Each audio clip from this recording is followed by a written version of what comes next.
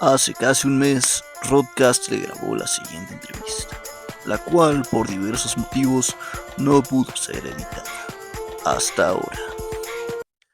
Sean bienvenidos a un episodio más de Rodcast al aire. En esta ocasión nos encontramos con el doctor David Alejandro Torres Cano, mismo que cuenta con una maestría en termofluidos y con un doctorado también en termofluidos y es un ingeniero químico.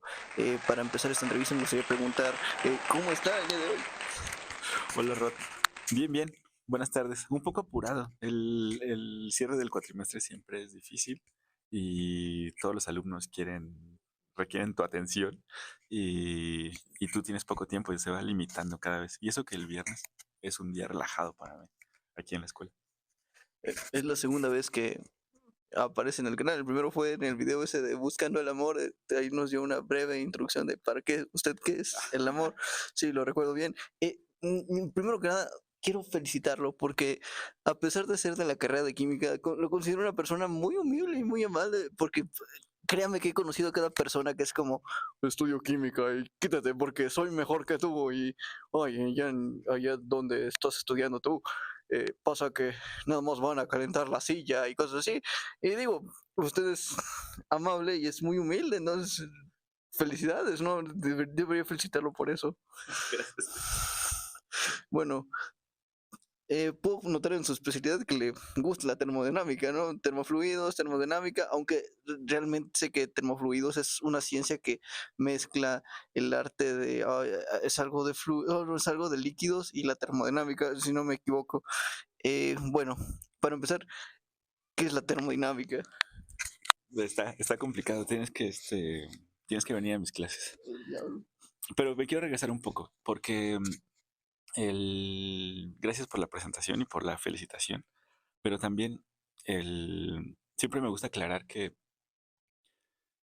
yo soy ingeniero químico, estudié ingeniería química en la UAM Azcapotzalco y luego estudié la maestría en ciencias en termofluidos en el Politécnico y después me metí al doctorado en ciencias en termofluidos y, y pasaron cosas. Pasó la pandemia, por ejemplo, y entonces hay varios requisitos para para lograr el grado de doctor. Y entonces dentro de esos hay que hacer un examen que se llama examen predoctoral. Como a la mitad del doctorado te hacen una evaluación para ver si tu investigación pues es viable, para saber cómo vas y para saber si tiene salida. Bueno, yo hice el examen predoctoral y después de eso vino la pandemia. De hecho, creo que el examen lo hice justo como cuando empezó la pandemia. Y después vinieron años de incertidumbre para el posgrado porque nadie regresaba, la gente ya es grande, es un posgrado pequeño. Y yo estaba como que dentro de los que estaban ahí, este, perjudicados, por así decirlo. Entonces, fueron años muy prolíficos para mí en cuestión de investigación porque estuve publicando bastante. Bastante ya es publicar un artículo al año. En esos 2 años de pandemia yo creo que publiqué junto con el grupo con el que colaboro como unos 3 artículos, que es demasiado para 2 años. Y, pero no me he graduado, no me he graduado del doctorado. Entonces yo nunca me presento como doctor y nunca me hago llamar doctor. Alguna vez lo aclaré con unos amigos de aquí. Bueno, sigo con la tesis y sigo con la investigación y estoy a medio paso de la graduada, pero nunca me he presentado como doctor. Y cuando me dicen, ya, o sea, no puedes ir ahí por la vida diciéndoles a todos, ¿no? Como que no me he graduado. Pero, pero sí, cuando llego al inicio de la clase en los cuatrimestres, pues nunca lo hago, ¿no? Nunca me presento como tal. Pero a la semana ya alguien me está diciendo, doctor, y yo, buenos días. El, Tampoco me molesta, digo, aunque siento la presión, como de ya gradúate. Este, pero bueno, esa era la primera aclaración. Luego, bueno, gracias por la felicitación. La verdad es que yo también siento lo que tú sientes y aparte la juventud a veces pareciera que no es valorada con los logros que tiene y cuesta un poco de trabajo que a veces te tomen en serio y tú llegas desapercibido a los lugares y la gente te trata como un joven más. Y lo digo así porque a veces no los tratan bien. Y entonces a uno le toca imponerse, ¿no? Como de, no, pues yo soy el profesor o yo soy tal persona, como para que sepan al trámite al que vas. No tanto porque te den el respeto, sino para que sepan el trámite que vas. Y entonces la gente ahí cambia su actitud y dice como que no le debí de haber hablado así. Soy un enemigo de eso. Entonces también por eso profeso la parte de la sencillez como persona. Siempre estoy abierto a cualquiera que llegue a una duda, a pedirme un favor o a simplemente a platicar.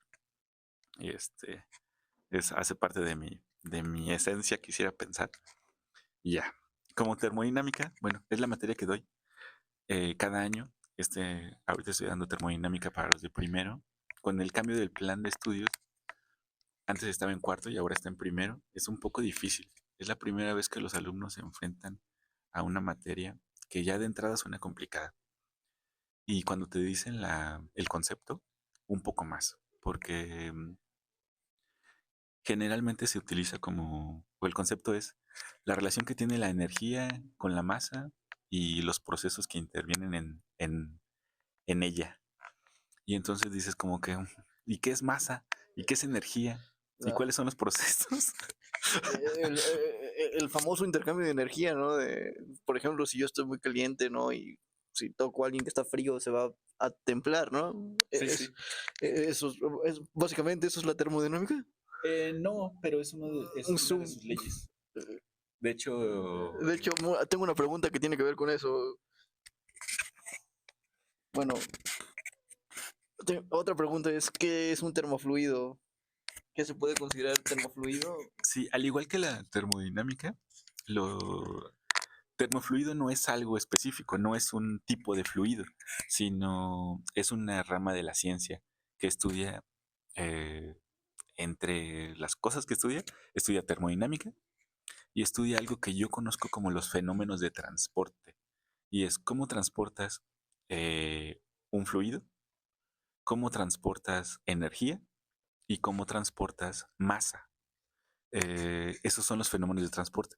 Todos esos englobados son los termofluidos, que es una rama de la ciencia, que de la física, básicamente. Es a lo que yo me dedico. Me dedico más a la mecánica de fluidos que a la termodinámica. Vaya, interesante como Spider-Man, ¿no? Fluidos, ¿no? No, no, no. Spider-Man debió saber mucha termodinámica entonces. Bueno, una pregunta, la pregunta que decía que tenía que ver con eso de la transferencia de calor, ¿qué es la entropía? Es quien pueda responder eso de manera clara, seguramente tiene un premio Nobel ahí en su vitrina o está en busca de, ¿no? Es un concepto muy complicado, abstracto, ya de nacimiento. Es un concepto que se inventaron los termodinámicos. Cuando algún alumno me pregunta, yo siempre le contesto esto. Es la energía que no se puede transformar en trabajo. Pero ese concepto lo inventaron los termodinámicos, digámoslo así, los pioneros de la termodinámica, porque se dieron cuenta que una máquina térmica o una máquina funciona con calor. Tú le suministras calor a una máquina y esperas trabajo de vuelta, pero no todo el calor se puede transferir, no todo el calor se puede transformar en trabajo. Pero entonces, ¿qué pasa con la demás energía? Entonces, una parte se queda almacenada en el cuerpo, en el sistema, y otra parte simplemente está ahí, perdida. Bueno, a esa energía le llamaron entropía. Pero hay conceptos mucho más abstractos de la entropía que tienen que ver con cuestión de desorden de un sistema o de probabilidad, de estados poco probables de un sistema. También siempre lo hablo con mis alumnos y es que si hay mucha entropía en un sistema, hay mucho desorden. Y si hay poca entropía en un sistema, hay mucho orden. Pero ¿qué es más probable? Pues que haya desorden. Entonces la entropía es grande. La entropía en el universo siempre aumenta, nunca disminuye. Eh, Está relacionada directamente con el concepto del tiempo y por qué no puede ir hacia atrás. El tiempo siempre va hacia adelante. No puedes tener tiempos, no puedes retroceder en el tiempo. Puedes tener tiempos negativos y físicamente le das una explicación a eso. pero no puedes retroceder en el tiempo. Y eso lo han relacionado toda la vida con la entropía, porque la entropía siempre va aumentando, el universo se está expandiendo, el desorden está incrementando a cada momento. Entonces por eso el tiempo está relacionado con la entropía y por eso el tiempo no puede ir hacia atrás. Ese es el concepto más abstracto de la entropía y no sé si lo expliqué bien, pero hice mi mejor intento. No, pues no, sí que estoy hablando de entropía y me entró una duda. Supongamos que tengo un cadáver y ese cadáver está frío y yo estoy caliente. ¿Mi entropía sería que estuviera caliente? Mm, Es que la entropía sí está relacionada con la temperatura, pero más bien a lo que se refiere la entropía en termodinámica es qué tan probable es el estado. Y digámoslo así, voy a poner en palabras más claras. Si tú tocas el cuerpo que está frío y tú estás tibio, lo que va a empezar a pasar es que vas a empezar a calentar el cuerpo. Y esa es la ley cero de la termodinámica. Como que el calor empieza a pasar desde un cuerpo caliente hasta un cuerpo frío. Lo que diría la entropía ahí sería que el cuerpo frío no te puede empezar a transferir su frío. Eso en termodinámica no existe, porque el calor siempre va desde el cuerpo con mayor temperatura hacia el de menor. Entonces, eso dice la entropía en eso. Entonces, ¿quién tiene mayor entropía? No se puede manejar así, sino el sistema en sí tiene una alta entropía porque está en desequilibrio. Cuando estén a la misma temperatura el cadáver y tú, ahí sí la entropía va a ser cero o va a ser la mínima, porque el sistema alcanzó el equilibrio termodinámico. Así se dice en termodinámica. Vaya, vaya dato perturbador. Bueno, seguimos con la siguiente pregunta. Este nomás es como que, ¿nos podría citar las reglas de la termodinámica? Sí, no sé si las podría citar tal cual del libro, pero hay tres leyes que son las fundamentales, que la cero, y la ley cero dice que el calor fluye de un sistema caliente hacia un sistema frío. Eso se entiende bastante. Cuando siempre les hago ese chiste a mis alumnos y les digo como, cuando te dicen mete las chelas al refri para que se enfríen, en realidad no está bien dicho termodinámicamente. Termodinámicamente meterías las cervezas al refrigerador para que se caliente el refrigerador, pero nunca manejas el... No se puede hacer, no puedes hacer eso. Sí, en teoría sí, porque el refri está absorbiendo el calor de las cervezas, entonces están llegando a una temperatura más elevada. El problema es que el refri es parte de un ciclo que absorbe el calor, ¿no? Pero en teoría no podrías enfriar algo. Termodinámicamente está mal dicho, coloquialmente está bien. Y esa es la ley cero. Luego la ley uno tiene que ver eh, con lo que les comentaba hace rato, yo adquiero cierta cantidad de calor, que pueden ser calorías que le meto al cuerpo, y yo esperaría que mi cuerpo generara un trabajo. Pero también una parte de esas calorías se pueden quedar dentro del sistema, que soy yo. Y entonces, bueno, a algunos se nos queda más energía que a otros, ¿no? Entonces unos almacenamos, tenemos un tanque más grande que otros. Eso es la primera ley, que la energía se puede absorber en forma de calor y se puede entregar en forma de trabajo. Y la segunda ley tiene que ver con lo eficiente que es ese sistema en relación entre el calor que produce o el calor que absorbe y el trabajo que genera. Esas son las leyes de la termodinámica para dummies. No, vaya, no, en mi vida las había visto. Vaya.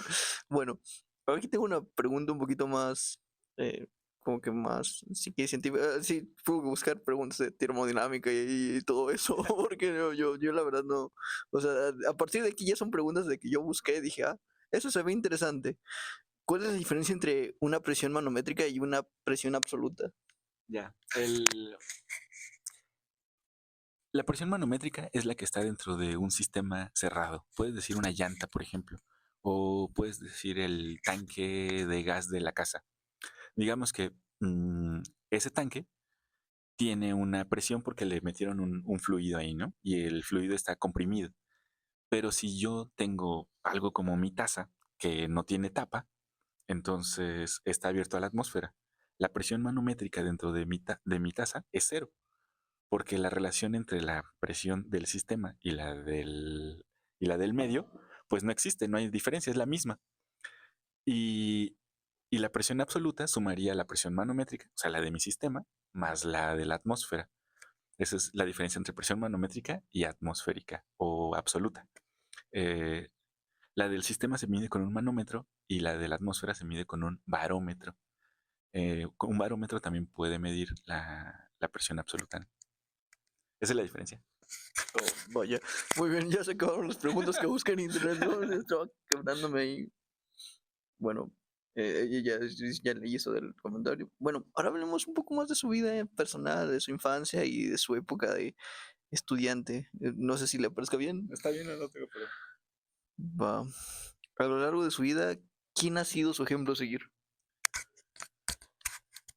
Está difícil la pregunta porque, em, pues digámoslo así que estamos hablando de la infancia, ¿no? Entonces, en casa, pues Latinoamérica, familia disfuncional, no sé, papá estaba alejado, mamá estaba ahí, ¿no?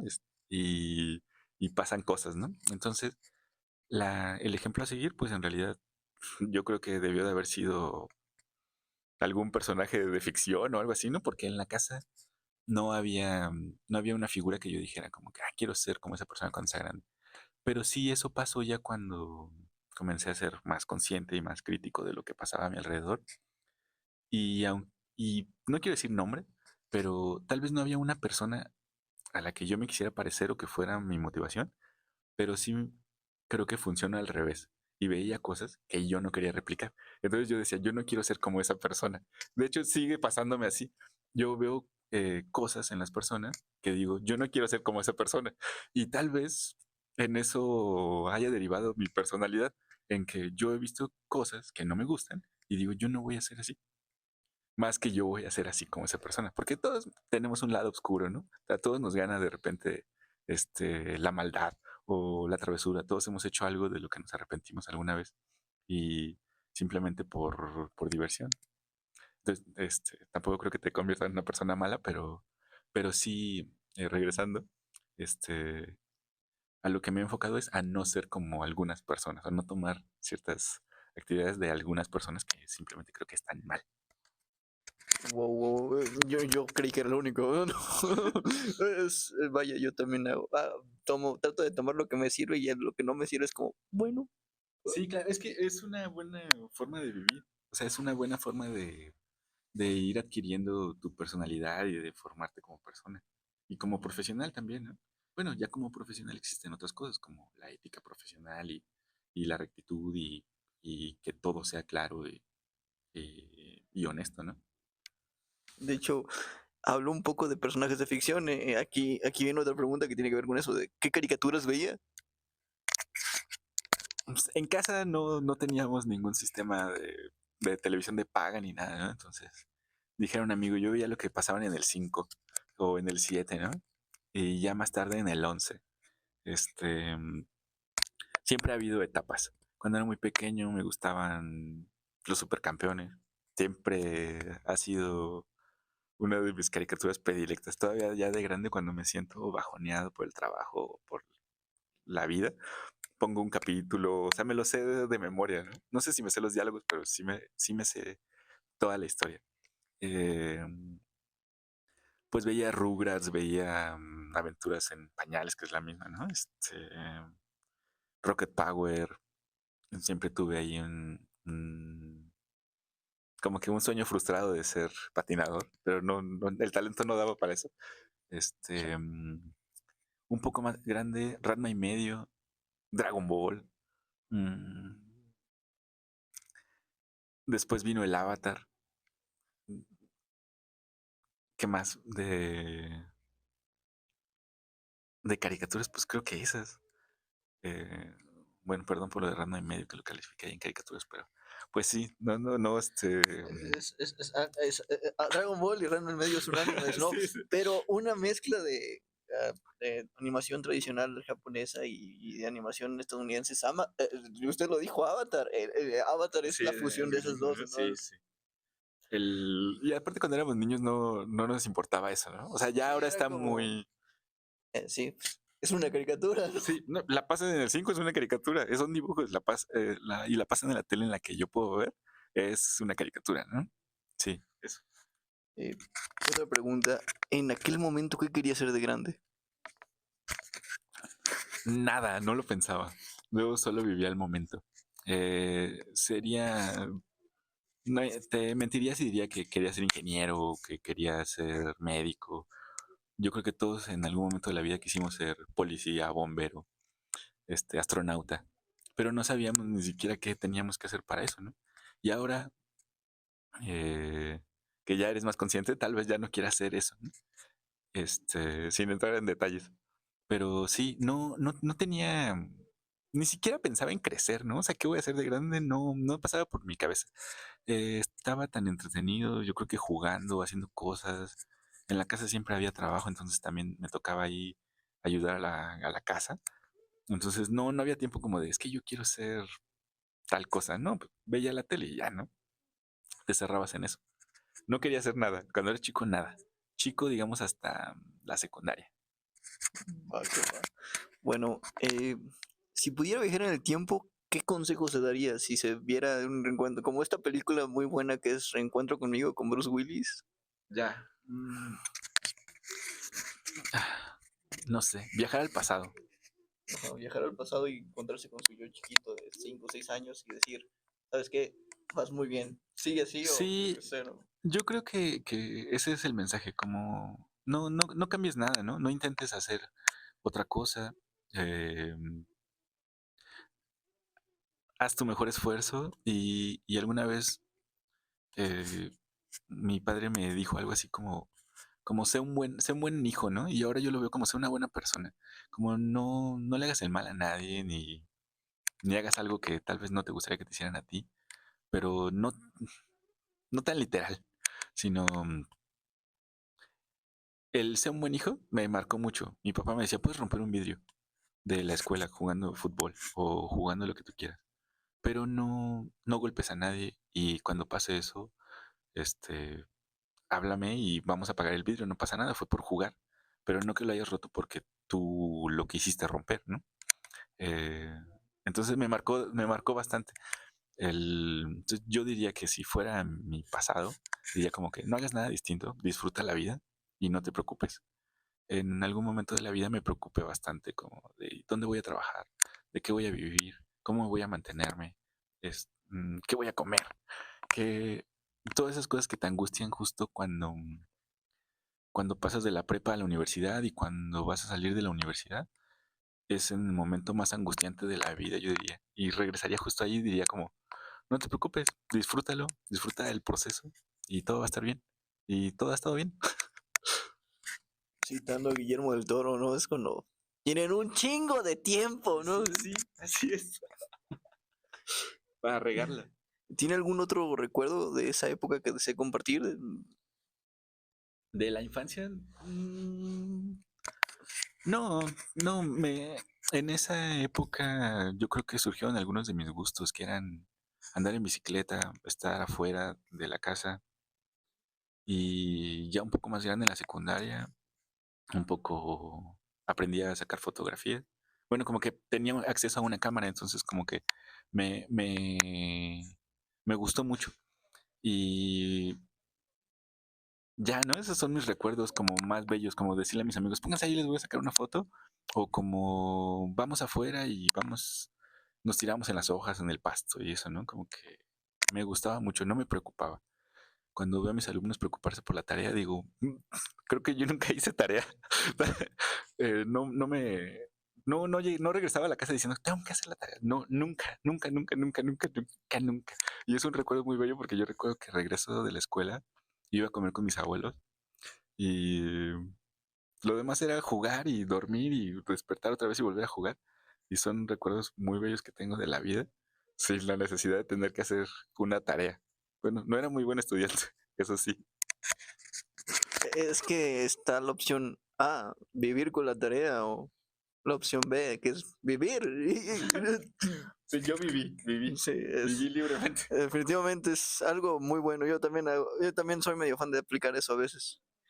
¿Y qué lo inspiró a querer adentrarse al mundo de la química? Nada en particular. Bueno, te digo que no era muy buen estudiante cuando iba en la primaria. cuando iba en la secundaria era pésimo. Hubo como 2 periodos. Tuve un periodo muy pésimo en la secundaria, tanto que reprobé un año en la secundaria y me cambiaron de secundaria. Siempre digo que como el babo, dijeran, como me cambiaron de la secupa en la tarde. Literal, me cambiaron de la secundaria al turno de la tarde en otra secundaria. Y ahí fue cuando dije, no, pues ya tengo que hacer algo. Me puse a... Entraba a mis clases, era lo más responsable que podía. Y entonces ahí como que me empezó a surgir, me empezó a llamar la atención matemáticas, en específico física. Cuando entré a la prepa, otra vez tuve un periodo como rebelde. Rebelde en cuestión de que pues eres más libre, ¿no? Y puedes hacer más cosas. Conoces a otras personas y simplemente era un vago, ¿no? Pero no me iba mal en la escuela porque ya tenía como buenos hábitos del final de la secundaria. Y entonces de repente llegó la advertencia de mi tía, que es con la que vivo, y me dijo, si no sacas un buen promedio en la prepa, no vas a entrar a ninguna universidad. Y fue el consejo que cambió mi vida, porque en ese momento dije, pues sí quiero ir a la universidad. No sé qué quiero estudiar, pero sí quiero ir a la universidad. Era la forma de salir del círculo, del, pues sí, de lo que ya hacía. Y entonces me puse más atención en mis profesores. Y me llamó mucho la atención, algunas materias me llamaron mucho la atención, como psicología, como biología, como probabilidad y estadística y química. Y entonces, esas fueron mis opciones para la universidad. Dije, pues, el profe de química era muy bueno. Como persona no era muy bueno, hablando de lo primero que estoy hablando. No me caía muy bien, pero era muy buen profesor. Y justo él estudió en la UAM Azcapotzalco, donde yo estudié. Y dije como que, me gusta la carrera. El profe de biología estudió en la UNAM. Y dije, voy a hacer examen para la UNAM, para biología. Y mi profe de física, no sé dónde había estudiado, pero no hice examen, pero sí saqué la ficha para estudiar física en el Politécnico. Reprobé el de biología, que era el de la UNAM, y luego me puse a estudiar muchísimo. Pasé el examen de química en la UAM y ya no me quise ir al Politécnico. No hice examen. En la UAM hay ingeniería física. Entonces yo dije como, si no me gusta química en los primeros trimestres, me voy a cambiar a física. Y me pasó lo que, como comenzaste la entrevista, conocí a algunos físicos que no me cayeron nada bien, pero nada bien. Y dije, no, yo no quiero hacer eso, me quedo en química. Y fue como llegué a química. Y mucha de mi vida profesional ha sido un poco así, como que más por la vibra que te dan las cosas que yo esté destinado a eso, ¿no? Sí, así llega la química.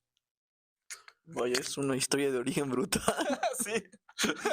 Bueno, y hablando precisamente de su época en la universidad, ¿cuáles fueron los retos, los principales retos a los que se enfrentó? Pues materias difíciles, yo creo.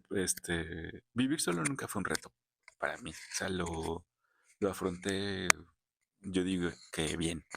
Comía, era responsable con esas cosas, dormía, llegaba a casa, sí, tomaba y no sé, lo clásico Un de estudiambre. cualquier estudiante, ¿no? Pero nunca caí, por ejemplo, en la marucha, ¿no? Nunca caí ahí. Siempre intentaba comer cosas buenas, pero en periodos muy largos de tiempo. De hecho, eso sigue siendo una constante en mi vida. Como que como mal, en el sentido de que hoy desayuné muy temprano y la comida es hasta muy tarde. Y la cena ya pegada con la comida, ¿no? Si es que hay. Porque tienes que estar en el día muy activo. Bueno, al menos así lo considero yo. Entonces, principales retos, algunas materias. Me costaban muchísimo. El trato con los profesores era complicado a veces. Éramos pocos alumnos y la universidad está diseñada para que seas autodidacta. Entonces, eh, aquí son cuatrimestres en la UT y donde yo estudié son trimestres, son 12 semanas. Entonces, el trimestre está muy diseñado ya.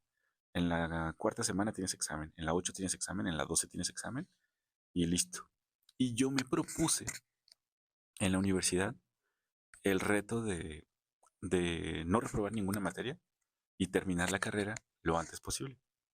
Porque cuando entré a la universidad, ya sabes, llega alguien de otro cuatrimestre más alto y como que empieza a contar sus historias y decía que la universidad era imposible terminarla en 4 años. Y yo dije, ¿cómo creen? O sea, no puede estar tan difícil. Y el tipo juraba que se terminaba, que no se terminaba en 4 años. Y después viendo las estadísticas de la universidad, pues sí, el tiempo de término de la carrera es de 6 años. Y máximo te puedes extender 12 años. Es muchísimo. Es por reglamento, no te puedes extender ese tiempo. Entonces yo dije como que no voy a terminar en los 4 años que debe ser. Y eso me trajo algunos problemas. Estomacales sobre todo. Yo sufro como mucho del estómago.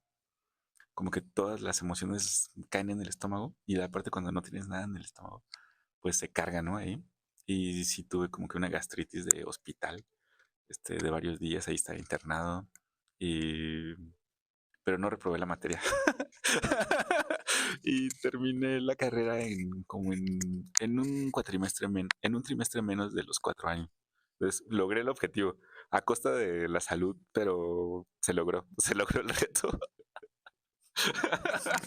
Es otra historia de origen brutal. Sí, se logró el reto. Bueno, ya hablamos un poco del ámbito profesional y hablamos un poco de su infancia. Ahora me gustaría hablar un poco de sus gustos personales. ¿Le parece bien? Sí, sí, no tengo problema de lo que quieras. Bueno, eh, ¿tiene un top de canciones favoritas? ¿O van cambiando? ¿O cómo? Han cambiado, no sé si han cambiado, porque a veces me encuentro escuchando cosas que escuchaba desde la secundaria o la prepa. Y pues esa música se ha quedado ahí conmigo y se ha agregado muy poca música nueva. Este, por lo regular se agrega música que escuché en algún momento de la vida que me trae muy buenos sentimientos, o al revés, o muy malos, tristes tal vez. Este, no sé si tengo un top de canciones. Tengo un top de grupos tal vez que he escuchado desde siempre. En la prepa estaba muy clavado con Café Tacuba. Yo creo que me sé todas sus canciones así de memoria. Eh, el primer concierto al que fui en la vida fue a un concierto de Escape. Me acuerdo mucho al Foro Sol. No, al Autódromo Hermano Rodríguez. Se me olvidó cómo se llamaba. Ahora es GNP, pero antes tenía otro nombre. Sí, era Foro Sol. Era el Foro Sol, sí, era el Foro Sol. Al Foro Sol, al de Escape. Me acuerdo mucho que a los de Escape le abrió Salón Victoria. Y quedé impactado así con lo que hacían. Este, Alguna vez un amigo me invitó al concierto de Al Jay y me gustó muchísimo. Había escuchado muy pocas de sus canciones y cuando fui me gustó mucho cómo sonaban.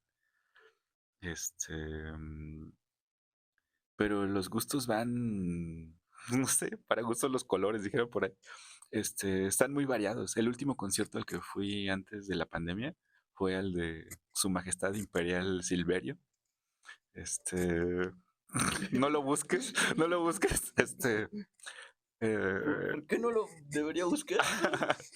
no, creo que su último concierto hace como 15 días lo estaba escuchando en la radio y lo censuraron como a los 2 minutos. Fue en el DF. Entonces, no, bastante censurable, Silverio. ¿Qué otro grupo siempre ha estado? Eh, Manu Chao siempre me ha gustado desde la secundaria. Es un sueño verlo en vivo. Ojalá que venga al continente. A cualquier lugar que venga al continente, yo creo que lo iría a ver. Este, Hay un grupo que se volvió como icónico de mi grupo de amigos y mío. Se llama El Chico Trujillo. Y tiene el que canta ahí, o sea, es apodado el Macha. Y el Macha tiene otros proyectos como individuales. Y tiene uno que se llama Macha y el Bloque Depresivo.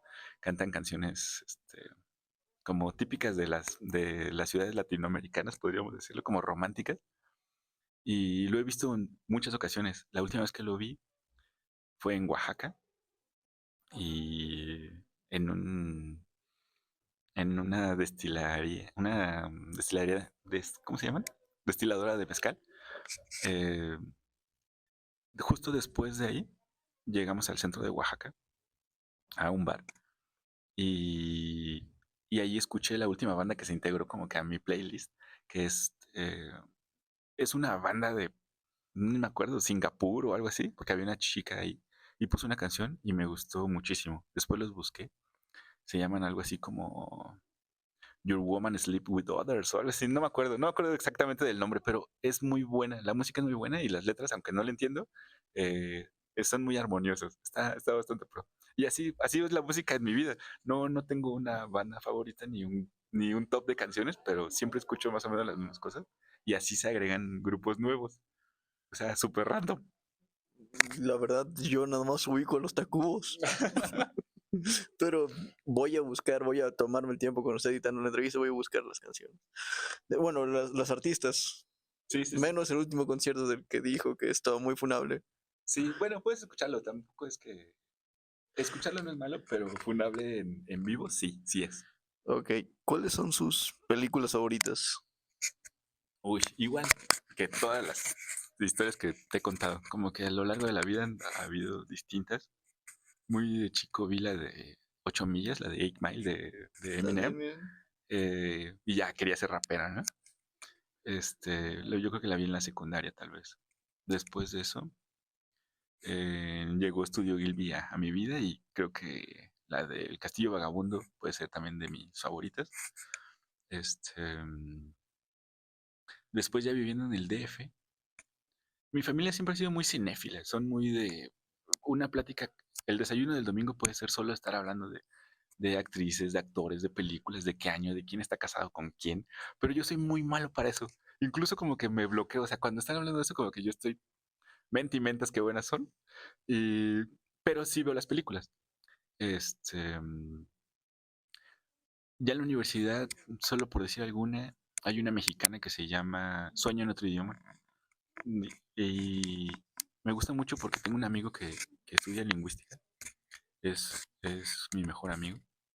Y, y él me llevó, ya había visto yo la película y él me llevó como a una reunión entre los actores de la película y el público en general. Era como una interacción en el Museo de Antropología e Historia, en una sala de ahí.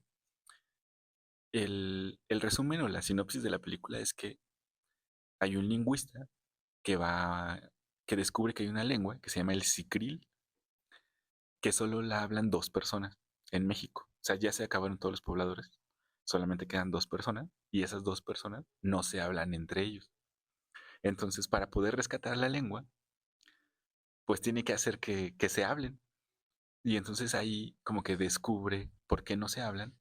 eh, y esa es la trama de la película. ¿Por qué no se hablan? Y el sicril se supone que es el idioma de las aves. Cuando fui a la interacción con los actores, pues bueno, la ENA es la Escuela Nacional de Antropología e Historia y fueron los que organizaron el evento. Y ahí resulta que ellos inventaron todo el idioma que se habla en la lengua, que es el sicril. Y entonces te explicaban cómo surgió, cómo son las vocales, cómo es la pronunciación, cómo hacen una lengua desde cero, cómo es una lengua, cuáles son las bases. Yo no tenía ni idea de esas cosas, ¿no? Cuando vi la película me gustó muchísimo, pero cuando fui a la interacción así me voló la cabeza, ¿no? Le dije, ¿cómo alguien se puede dedicar a esto? ¿Y cómo puede ser tan apasionante? Y terminó la reunión con Mezcal y con los actores y todos ahí platicando de sus cosas. Me la pasé muy, muy bien. Nunca había tomado en un museo, menos en el Museo Nacional. ¡El Este, diablo! sí, sí. Y es una de mis películas mexicanas favoritas. Y creo que más personas deberían de conocerla. Sueño en otro idioma se llama. Eh, Eso. Y, y cuando estaba leyendo las preguntas, dije, bueno, ¿qué otras películas he visto? Antes, cuando estaba en el DF, iba 2 veces por lo menos por semana al cine. Me la pasaba en el cine, pero nunca me ha gustado superhéroes, nunca me ha gustado, sí, churros, porque pues todos vi la de Fórmula 1 y dije, buen churro, o sea, sí salí emocionado, ¿no? O sea, dije como que ahorita voy a ir manejando súper rápido, que voy a tomar la curva por dentro, yo qué sé. Pero, pero me emocionan más las historias del cine independiente, cosas así.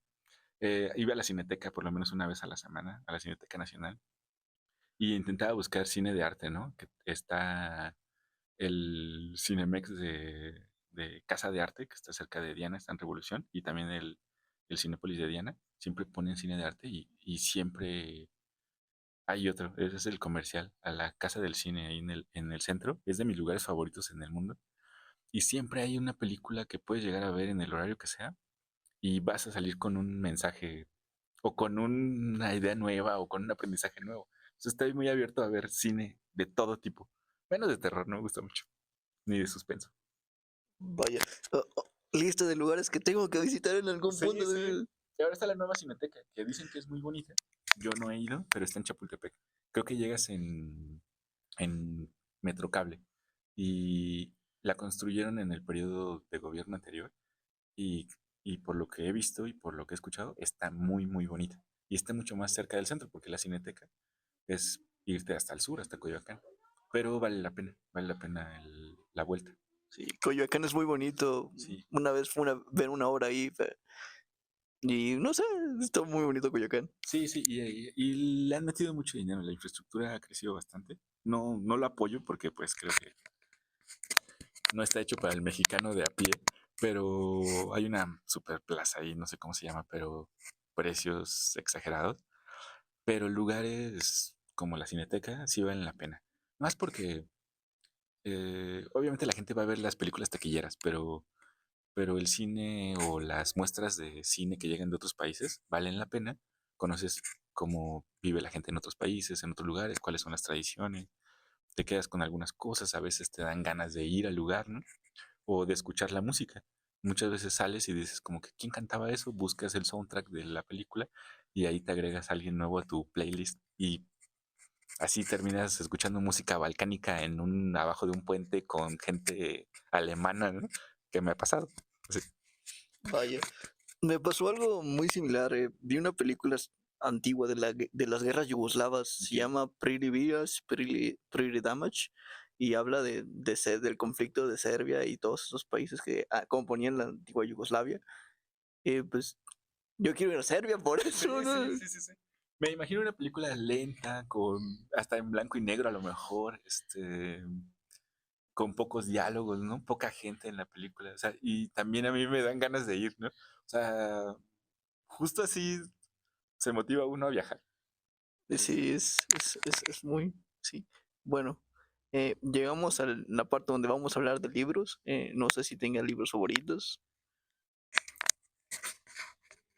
Igual que todas las otras cosas, como que he leído cosas en etapas de mi vida que me han marcado y, y en un momento de la vida que fue justo en la carrera, fui muy lector y fue mi pico.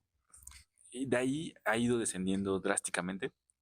Ahora la parte del doctorado me consume bastante en cuestión de hay que leer artículos, hay que revisar cosas, hay que hacer cosas de investigación. La tarea de investigación es súper trae muy buenas satisfacciones, pero también es muy sacrificada en cuestión de que pues tu tiempo libre ya no es libre, ¿no? Ya es, pues mejor te lees otro artículo, lo traes impreso, lo abres en la computadora, te sientas más tiempo y desgastas ahí. Pero el primer libro que leí que me marcó muchísimo fue uno sobre la Revolución Mexicana, era Los de Abajo, de Mariano Azuela. En esa época de la vida era muy rebelde y yo quería ver como qué había pasado en México. El periodo de la Revolución me gusta bastante.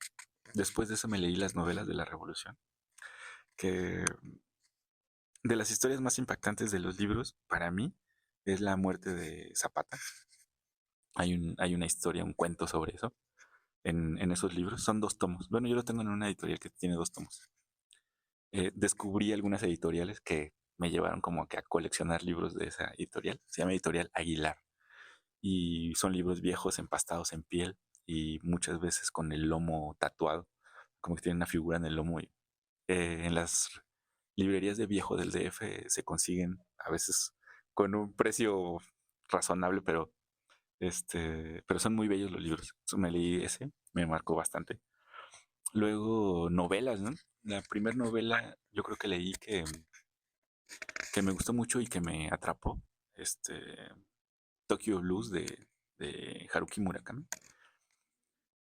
siempre estoy esperando que gane el Nobel, aunque ya sé que no va a ganar el Nobel de literatura, tal vez. Espero que no me esté escuchando. Que no nos escuche porque va a decir qué clase de hater soy. Pero Tokyo Blues me gustó muchísimo. Lo leí muy rápido y, y lo he leído como unas 2 veces.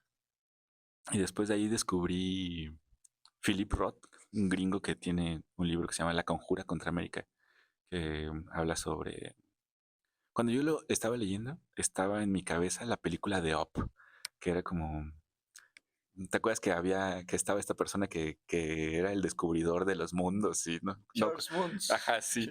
En la película, en el libro, él se hace presidente de Estados Unidos. Y entonces empieza una persecución contra, pues, contra sus retractores. Y la película, el libro, perdón, no hay película, que yo sepa. Este, y la película habla sobre eso, el libro habla sobre eso, sobre, sobre la angustia que siente el personaje principal de que lo están persiguiendo todo el tiempo porque él no apoya el, el mandato de este cuate que aparte le ganó a Roosevelt, se supone. Otro autor que me gustó bastante y que lo he vuelto a leer, Michel Houellebecq, un francés. Y en el primer libro que leí de él es El mapa y el territorio. Es la historia de, de una persona que se dedica a fotografiar mapas de... Todos hemos escuchado las estrellas Michelin, de los Sí, sí, sí. que clasifican a los restaurantes. Pues antes Michelin, se supone, en el libro dice que, y fue verdad, que hacían mapas también. Entonces, tú podías moverte con el mapa de Michelin y él justo hizo como que el, el, el personaje del libro fue un fotógrafo que le toma justo fotos a los mapas y empieza a ir a buscarlos, a investigarlos. Y me llamó mucho la atención por la cuestión del viaje que hace. Y tiene otros 2 libros que para mí son buenísimos, que es el de Las partículas elementales, que creo que es el libro más famoso de Houellebecq. Son 2 hermanos o medios hermanos que en algún momento se encuentran y hace una analogía entre las partículas elementales de la vida, los átomos, los que describen o los que conforman los átomos, y 2 hermanos que se encuentran en algún momento de la vida. Y ya los últimos libros que me marcaron bastante es uno sobre un viaje en Latinoamérica que se llama El Cóndor y las Vacas. Me regaló mi amigo, el que es lingüista. Este, es un viaje por Sudamérica y de las historias que más se destacan sobre los incas, sobre los pueblos, sobre la Amazonía, sobre cómo viajaba antes la gente hacia esas travesías con tal de mostrarle al mundo pues la gente que vive ahí. Y, y en algún momento de la vida hice un viaje con un amigo que duró un mes de mochilero, bueno, con 2 amigos. Y viajamos por Ecuador, Bolivia, Perú, llegamos al norte de Chile y luego por Colombia. Y entonces el libro como que me llevaba a esos lugares porque describía cómo era la gente y yo ya había estado ahí, entonces yo decía, sí es cierto, la gente es así. Y entonces me río cada que lo leo cada que puedo. Es un libro corto, se llama El Cóndor y las Vacas, es muy bueno. Y el último, el que sin duda yo creo que es mi favorito, es uno que tiene que ver un poco con... Yo veo mi vida así como trágica y con un poco de ciencia ahí, como abstracta. El libro se llama El elegido de los dioses. Es mi libro favorito. Todos mis amigos me hacen burla porque siempre es el mismo libro. Sí, porque es mi favorito. El... Una vez en la clase de matemáticas, de cálculo en la universidad, un profe llegó con el libro y siempre nos contaba historias. Y ese día nos contó la historia del libro. El personaje del libro se llama Evaristo Galois. Se supone que es el elegido de los dioses, ¿no? Tenía un don excepcional para las matemáticas. Es un libro de un personaje que sí existió, Evaristo Galois existió, y es uno de los grandes matemáticos de la vida, pero murió creo que a los 18 años. Pero fue muy precoz pues, en su forma de ver las matemáticas. Mucho de lo que ahora utilizamos como notación matemática o álgebra, él puso las bases para eso. Y fue tan prolífico en su obra que sus teorías más avanzadas se utilizan ahora para ver cómo colisionan las galaxias, por ejemplo. No podríamos concebir cómo se hacen los cálculos de las ecuaciones que describen ese fenómeno sin la matemática de Galois. Pero la historia es muy trágica porque se supone que el tipo, ya es spoiler del libro, pero no, bueno, no. No, no, no, sí, sí, Eh, adelante. pero bueno, se sabe que muere por un duelo de amor. Oh, no.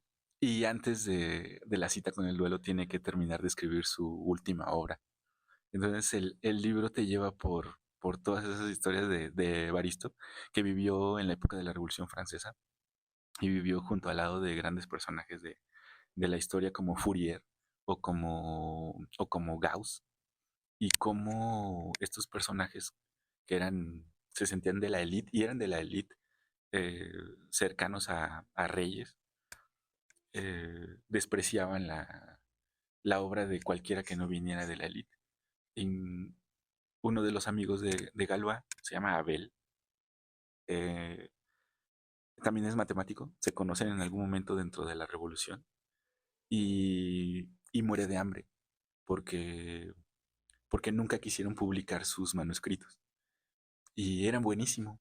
Después se descubrió que Abel también es uno de los fundadores como de las teorías clásicas que tenemos ahora y que sus trabajos fueron echados a la basura por Messier Gauss porque simplemente no venían de una universidad reconocida y eran jóvenes. Y entonces, bueno, quiero cerrar el círculo diciendo que intento que mis alumnos vean ese tipo de cosas porque digo, aquí no te vamos a tratar mal porque eres joven, o no vamos a pensar que tus ideas no valen justo porque eres joven y todos tienen cabida aquí, ¿no? Porque no vamos a repetir la historia de Evaristo Galois y de la, de la fuerza con la que vivió y lo apasionado que era. Eh, es una historia muy impactante. Lo que me queda claro es que es una persona demasiado culta. No tanto como quisiera. Bueno, voy a terminar la historia del libro. El profe dijo que el libro era muy difícil de conseguir y que si alguna vez lo veíamos, lo compráramos. Y yo la verdad no, sí soy asiduo a las librerías de viejo. A veces he comprado libros solamente porque me gustan, como se ven, pero lo buscaba cada que iba y nunca, nunca, nunca. Y un día, yo soy de Tepeji, un día, tiene mucho que no voy, pero un día andaba en la plaza de ahí de Tepeji, chachareando diría yo, y de repente quité un libro y abajo había un libro negro con una pasta negra, pequeño, yo creo que del tamaño de tu tableta, y decía, el elegido de los dioses, Evaristo Galois. El autor se llama, creo que Leopoldo Infield, colaborador de Einstein en su época. ¿Y cuánto cuesta el libro? 10 pesos. Gracias, me lo llevé. Y cuando lo estaba leyendo llegué como... Es un libro corto, tiene unas 250 páginas. Es delgado, sí, y es muy digerible. Pero lo escribió un científico. O sea que mucho de lo que está ahí tiene sustento. No es técnico el libro, es más bien es una novela. Pero llegué a un lugar donde me di cuenta que estaba mal impreso el libro. O sea, como que la historia se cortaba y se daba un brinco, pero no estaba bien la edición. Y entonces ahí como que me clavé un buen y lo empecé a buscar y resulta que sí lo venden en las librerías, creo que lo venden en Gandhi. Y ya lo compré. Lo he comprado varias veces porque lo he regalado varias veces. Pero ahí lo leí ya la segunda vez, ya bien, completo de largo, ya teniéndolo en las manos nuevo, ¿no? El- Vaya que... No, sí, tiene... Bueno, hablemos un poco de sus pasatiempos. Creo que se va a quedar un poco eclipsado de la tremenda historia del libro, pero... No, mis pasatiempos son, me gusta mucho la foto, me gusta mucho la fotografía. No, nunca he ido a un curso ni nada, pero aprendí solo. Tengo un primo que siempre, yo vivo con sus papás y él también, podríamos decir que vive ahí. Él siempre tuvo una cámara y entonces yo desde muy chico tuve acceso a esa cámara. Como que él, por decirlo así, no se freseaba con la cámara, ¿no? Me decía, no, llévatela donde tú quieras. La terminé, creo que de descomponer, pero tenía una cámara, una Sony que tenía un lente como de unos 100 milímetros, que yo creo que para la época era, no sé, era el equivalente ahorita a traer un iPhone, ¿no? Ahí sacando fotos, pero cuando nadie tenía celular. Y entonces yo tenía esa cámara y me gustaba mucho retratar la vida diario, la vida cotidiana, es mi tema de foto, vida cotidiana. Y me gusta mucho la bici. Soy un apasionado de la bici. Este, tengo bicis de todo tipo, de carreras, de montaña, bici para viajar. Ahora ya no tengo de montaña porque justo la vendí para ver si puedo comprar otra mejor. Me gusta mucho la bici, me gusta mucho el senderismo, ya mm, como, no diría profesional, pero sí como que en orden, ¿no? No solamente de voy el fin de semana a caminar, sino ya de voy a subir el Nevado de Toluca y regreso el lunes. Este, así tengo mucho equipo de eso. Este, no sé qué otro pasatiempo tener. Pues me gustan los deportes en general.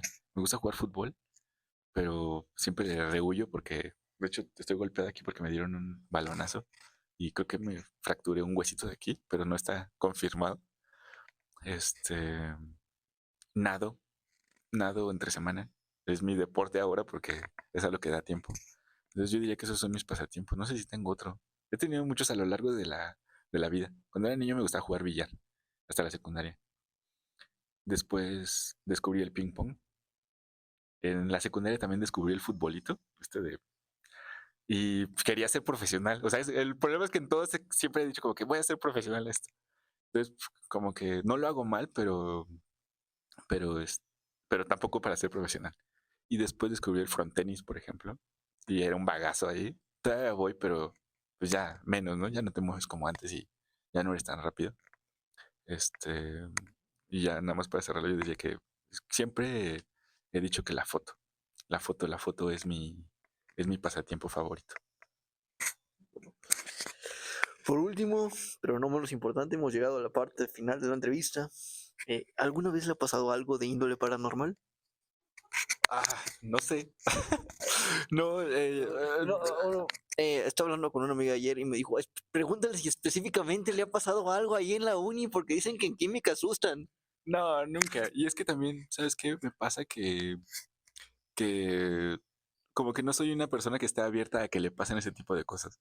O sea, si escucho un ruido, pues pienso que algo se cayó, que algo estaba mal acomodado y voy y reviso. O sea, como que le encuentro una explicación lógica.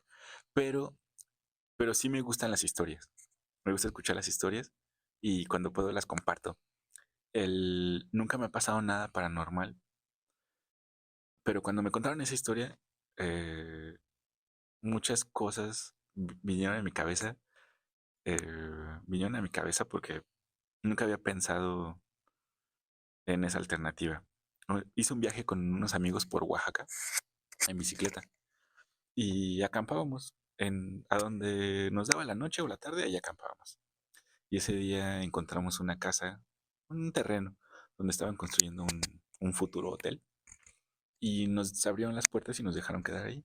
Lo único que había era una palapa y una alberca, ya llena, ya así funcionando. Entonces nos dejaron quedar ahí al lado de la alberca. Y hasta nos abrieron como que una pequeña y como cabañita. Y en la noche, pues compartiendo con el velador, no había nada, obscuridad total, la playa ahí al lado y el velador y nosotros, ¿no? Decían que era peligroso. Yo nunca sentí peligro, pero bueno, le incrementaba un poco Feeling. ajá, el feeling al lugar. Y el tipo se aventó una historia sobre nahuales que sigo sin creerla. Pero él dice que tiene un hermano que es nahual. Y entonces todos hemos escuchado sobre los nahuales. Mi abuela contaba una historia sobre nahuales de que un tío era nahual y se convertía en burro. Y que lo descubrieron un día que se intentó robar unos elotes de una milpa. Alguien le disparó y no le dio. Y entonces él se convirtió a su forma humana. Y como que le dijo como, no, no me dispares, soy tal, ¿no? Y ya, pues se fue, en su forma de burro se fue. Y yo, cuando mi abuela me contaba esa historia, decía como que, qué chido, ¿no? O sea, pero igual ya había un burro, e igual estaba la persona esta, y el burro salió corriendo y la persona salió corriendo para el otro lado. Entonces, como que, no, nunca lo relacionas. Pero cuando el velador de Oaxaca nos contó la historia, era como, él tiene un hermano que dice que es nahual. Dice que cuando los niños nacen, en algunos pueblos pues que culturalmente tienen muy arraigadas esas cosas, pues hay pues como un chamán, ¿no? Y ese chamán se lleva al recién nacido, no sé si aplica igual para mujeres que para hombres, pero en ese caso era un hombre, y decía que prácticamente cuando te llevan es porque vas a ser parte como de su ejército de nahuales, haz de cuenta. Entonces él te va a decir en qué te vas a convertir y, y, y te puedes convertir para pelear por él. Y ellos como que, a lo que yo entendía era como que peleaban por territorio. Entonces el hermano se convierte en un tigre, según la historia del velador. No sé cómo se llamaba el velador, qué grosero. Y decía que muchas veces regresaba súper golpeado y decía pues que lo llevaran con el chamán. Y el chamán era el único que lo podía curar, porque tenía que volverlo a convertir a su forma de tigre o a su forma de nahual y, y ahí lo podía curar. Y pues ninguna otra persona lo podía hacer. Eh, Cuando lo dijo, como que muchas cosas en mi cabeza hicieron como sentido, como de, qué raro, o sea, que la gente piense eso. Luego ves Oaxaca y ves los alebrijes y como que empiezas a combinar todas las cosas, ¿no? Como de, pues sí, la gente seguramente se convierte en nahual, pelea por algo y entonces pues al momento de estar ahí en el trance tal vez hagan un alebrije sobre lo que vieron, ¿no? Que eran combinaciones a lo mejor de animales, yo qué sé, me imaginé muchas cosas, pero sí me conmovió la historia, porque además era un momento como que así, como que tenía esas vibras, ¿no? Y lo decía pues ¿Convencido? tan convencido de la historia que yo dije, órale, estaría bueno que uno se convirtiera en nahual, ¿no? El, Esa es mi historia más paranormal. Nunca me ha pasado nada ni he visto nada así. Pero ya nos convirtió una. Sí, sí. No sé si ha visto alguna vez algún ovni o de eso tampoco. No, nunca. Aunque obviamente sí, la teoría esta del multiuniverso ya está bastante probada, pero bastante chotea también. Y entonces yo no creo que seamos los únicos que habitamos tal vez en este universo o en el multiuniverso que formamos o del que hacemos parte. No creo que seamos las únicas personas o los únicos seres vivientes, pensantes, conscientes. Este, mm, entonces, en algún momento yo creo que se aparecerá. Seguramente seremos un experimento de alguien o de algo. También creo que casi no vemos alrededor. A veces cuando estás afuera y ves el cielo por un rato, dices como, ¿qué es eso? Y, y yo me he encontrado a mí mismo diciendo como, qué poco tiempo veo el cielo. Y entonces de repente ves pasar unas aves súper arriba, o ves pasar un avión, o ya si estás en la noche, ves la trayectoria de los satélites, que son a simple vista, los puedes ver. Y muy pocas veces me encuentro mirando el cielo y quisiera hacerlo más. Pero yo creo que también por eso, pues no percibimos nada. O sea, de repente alguien ve algo y, qué raro. Pero casi no vemos el cielo. Vemos más abajo. Y ahora con el celular peor, que vas así, ¿no? Este, pero el cielo tiene cosas súper interesantes. Que yo creo que si lo viéramos más, seguramente estaríamos menos dudosos de si estamos solos, porque pasan muchas cosas ahí arriba, ¿no? Sí, no, nunca he tenido un encuentro con nada de eso, pero pues esa es mi No, historia. está muy bien, ¿no? Eh, casi se me olvida. Había una teoría de la cual quería comentar con usted, de la teoría de los puentes de Einstein-Rosen, o mejor conocidos como agujeros de gusano. Eh, Mi teoría es, eh, sé que es un punto de espacio-tiempo, ¿no? Y si hace un hoyo, ¿no?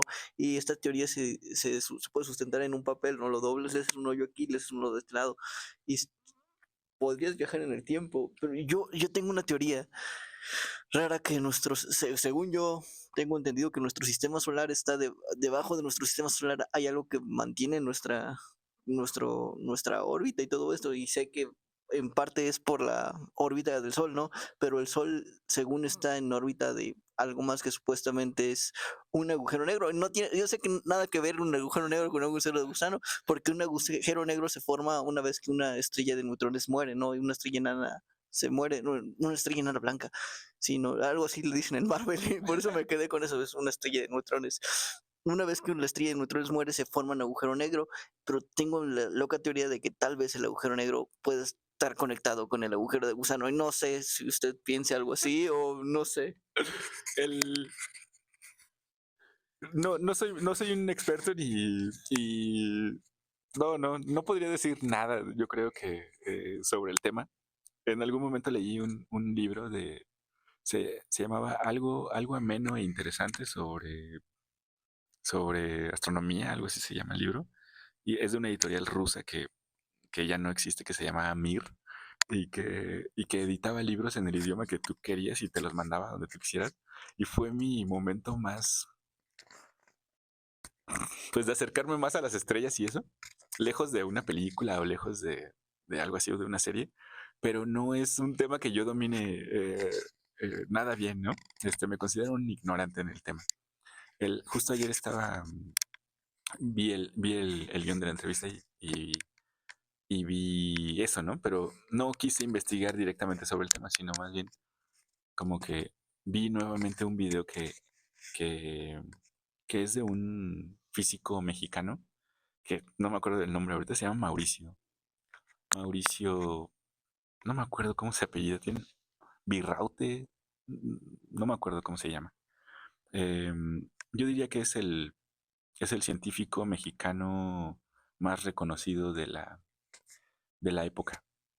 Este, y tiene una teoría no directamente sobre viajes, sobre el tiempo, sino como, ni siquiera quiero decirlo porque voy a hacer basura su teoría, ¿no?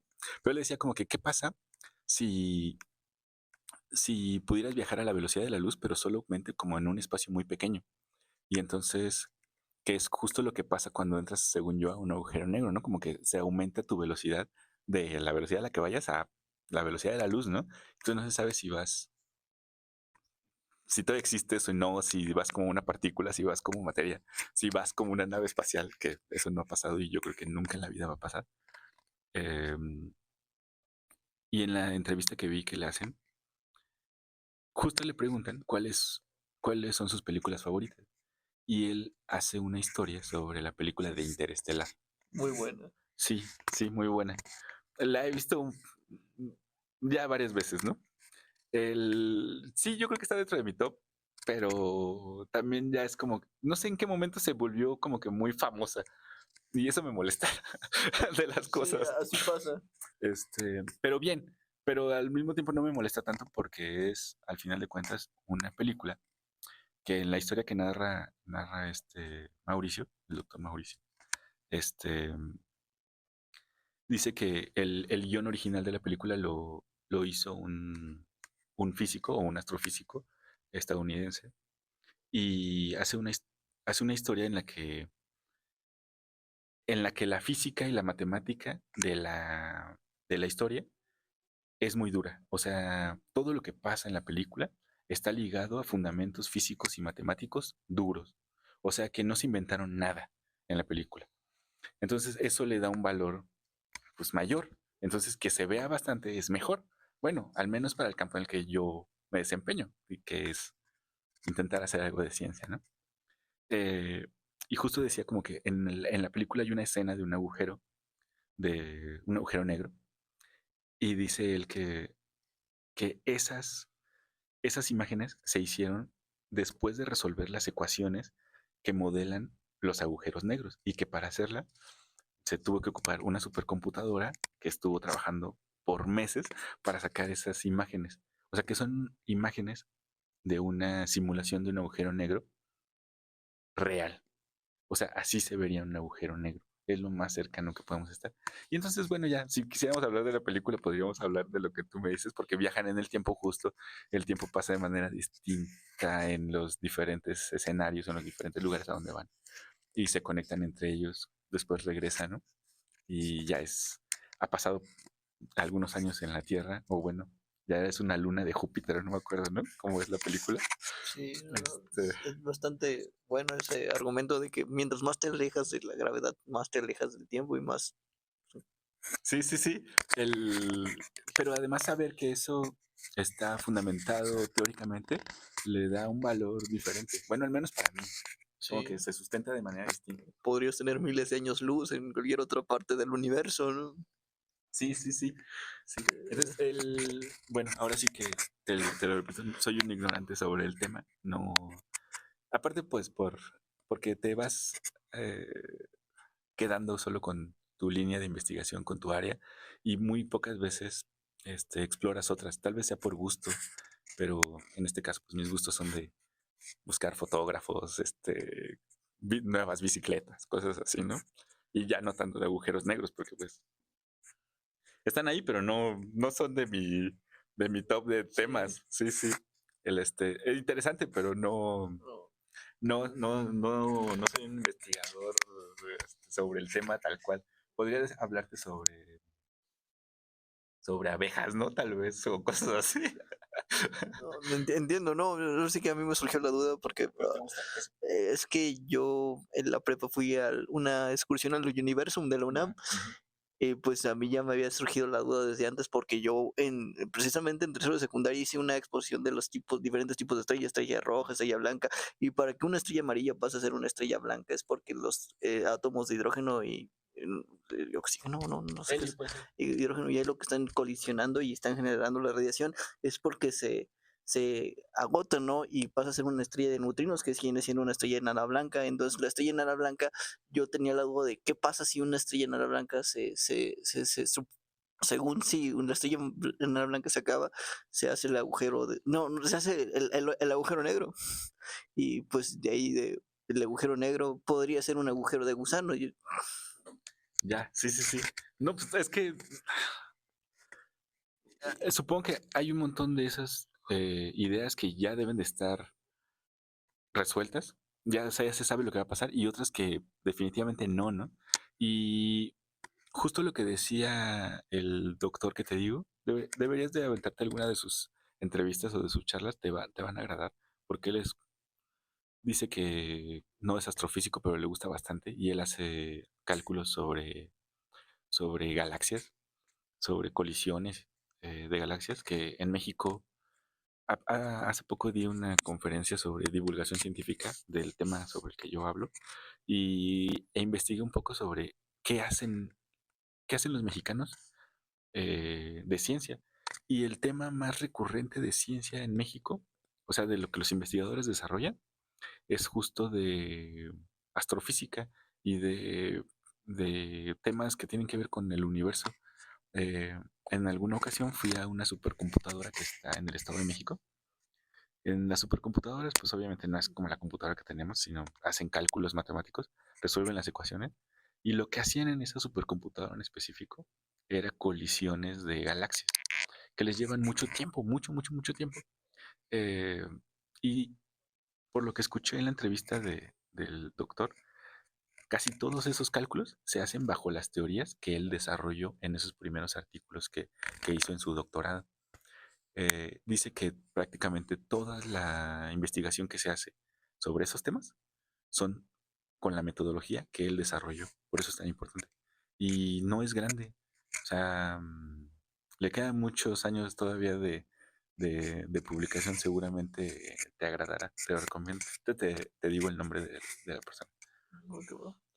Bueno, eh, lamentablemente todo lo que inicia tiene que terminar. Entonces, no, si ya llevamos una hora, 1 hora 13 minutos. Eh, un honor tenerlo aquí. ¿Desea agregar algo más? No, no, que la gente se motive por los temas científicos. Ojalá que se comparta el mensaje siempre.